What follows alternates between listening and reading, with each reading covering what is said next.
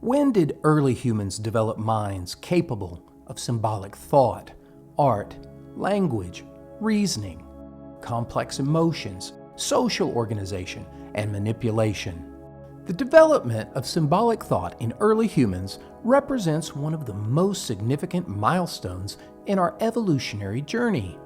This cognitive leap occurring between 60,000 and 20,000 years ago wasn't just about creating art, it was about expressing abstract ideas, preserving cultural knowledge, and connecting with others in ways that transcended the mere survival instinct. These abilities laid the groundwork for the complex social structures and technological advancements that define humanity today. Ancient art, a marker of this cognitive shift, suggests that humans created paintings and sculptures as early as 40,000 BC, possibly even earlier. For example, in 1991, archaeologists unearthed several artifacts at the Blombos Cave situated along the southern coast of South Africa. These artifacts were found to be over 70,000 years old. In addition to tools made from bone and stone and beads made from shells, they discovered pieces of ochre engraved with complicated designs. Ochre is an iron ore that is usually used to provide color to decorations. These ochre pieces may be the world's oldest artwork. This discovery challenged the previous notions and expanded our understanding of the origins and timeline of human creative expression.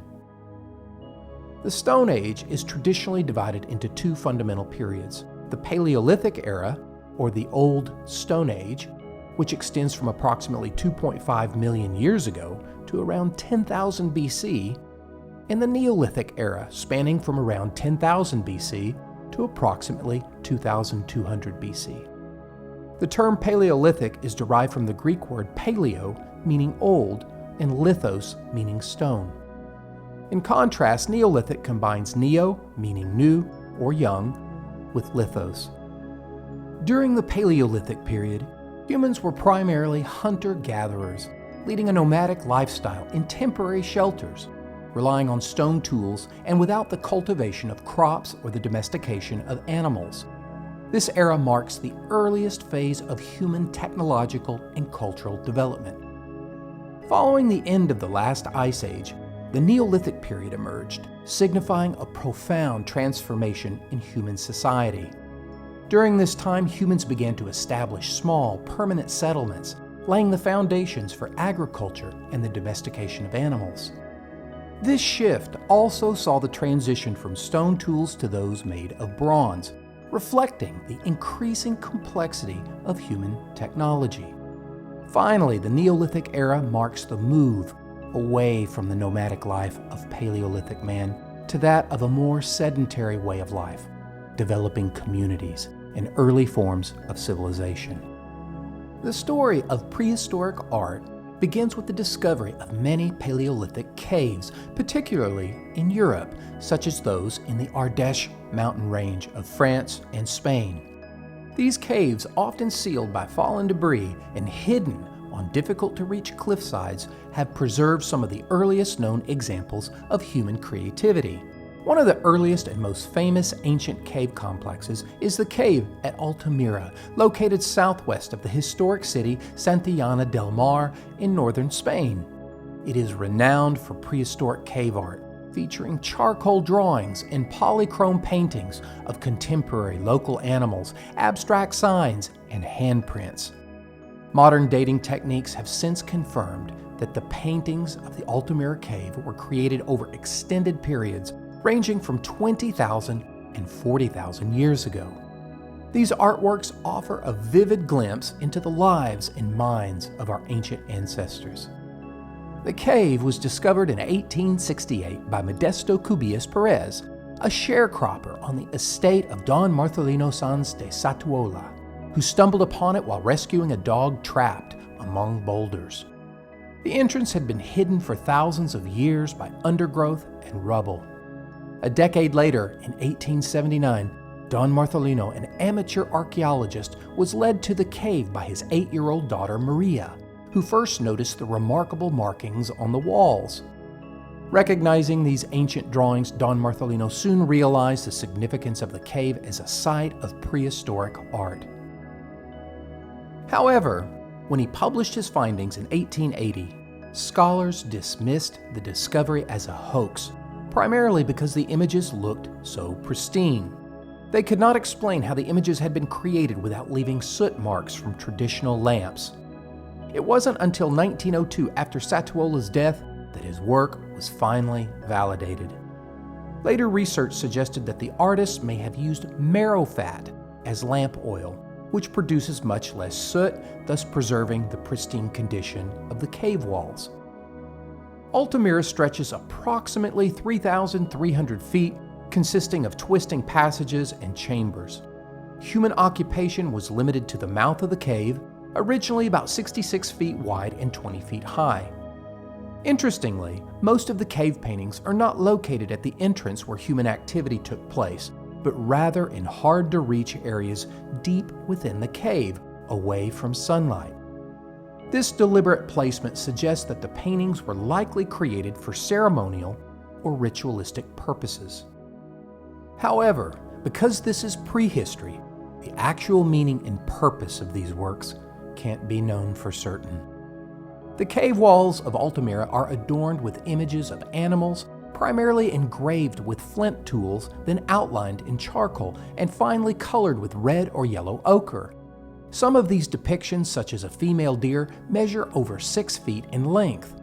The animals are portrayed in a strict profile view, a technique common in Paleolithic art where the animal is shown from the side with both legs visible on one side of the body. This method allowed early artists to clearly convey the animal's shape, movement, and essential characteristics. Despite their simplicity, these figures demonstrate early attempts to represent the world around them, using the natural contours of the cave walls to give volume to the animals. In some bison paintings, for example, the rock's natural curves are cleverly used to suggest the animal's muscular forms, adding a remarkable degree of realism and demonstrating the artist's deep understanding of both their medium and their subject matter. This mask-like face drawing skillfully utilizes the natural contours of the rock to enhance its shape and volume. This face is only visible after going to the end of the cave and starting back. Though it appears as a natural feature of the cave walls, it was clearly recognized by the artists and likely held significant meaning. This approach suggests that their work was not merely about reproduction, but also about interpretation and enhancement, using the environment around them. The vivid colors and powerful visual impact of the Altamira paintings make them some of the most striking examples of Paleolithic art. Among the images of bison, horses, deer, and wild boar are handprints, some created by airbrushing pigment through a bone tube over a hand placed against the wall, while others were made by pressing pigment-covered hands directly onto the stone. These handprints add a deeply personal and human element to the artwork, offering a tangible link to our ancient ancestors from tens of thousands of years ago. Often interpreted as signatures or marks of identity, they suggest that the creation of art held deep social, cultural, or even spiritual significance for the people of that era. Imagine being a cave artist. Would you have seen yourself as creating art for aesthetic pleasure? Or were you engaging in sympathetic magic, depicting animals to ensure their presence during a hunt? Recognizing the mastery of these early artworks, the renowned Pablo Picasso once visited Altamira and declared, quote, "After Altamira, all is decadence," end quote. Preserving these artworks has been a challenge. The influx of visitors in the 1970s and early 2000s caused damage due to the carbon dioxide and water vapor in their breath. To protect the paintings, the cave was completely closed to the public in 1977, then reopened with limited access in 1982, allowing only a few visitors each day. Despite these efforts, green mold began to appear on some paintings in 2002, leading to the cave's closure once again.